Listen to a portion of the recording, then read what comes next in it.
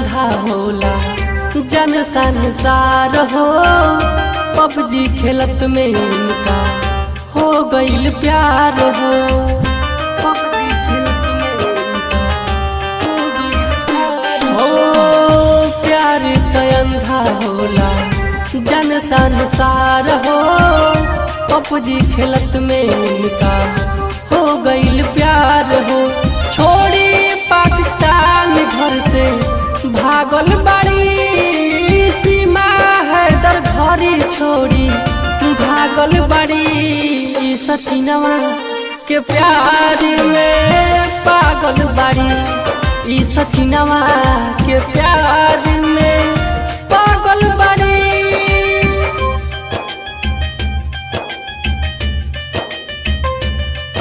सचिनवा के प्यार में पागल बाड़ी।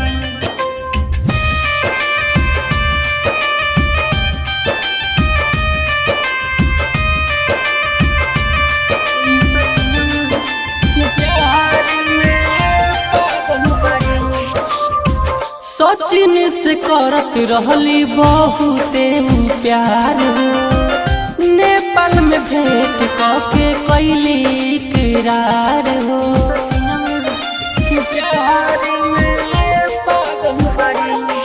पाकिस्तान के झटका लागल हो जब हवा के लड़की भागल हो।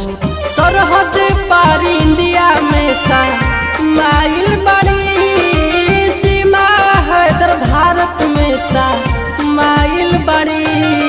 सचिनवा के प्यार में पागल बड़ी। सचिनवा के प्यार में पागल बड़ी।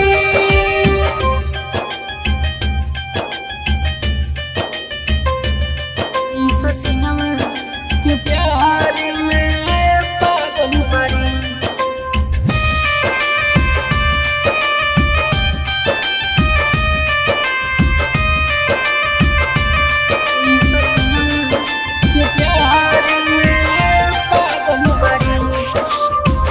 राइटर जितेंद्र लिख दी हले सच्चाई।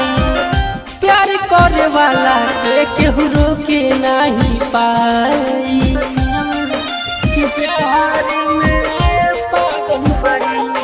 लो भेरी लाल कहे बात सही, सीमा हैदर अब यही जे रही। पति छोड़ी 4 बच्चा लेके आइल बड़ी। पति छोड़ी 4 बच्चा लेके आइल बड़ी। सचिनवा के प्यार में पागल बड़ी। सचिनवा के प्यार में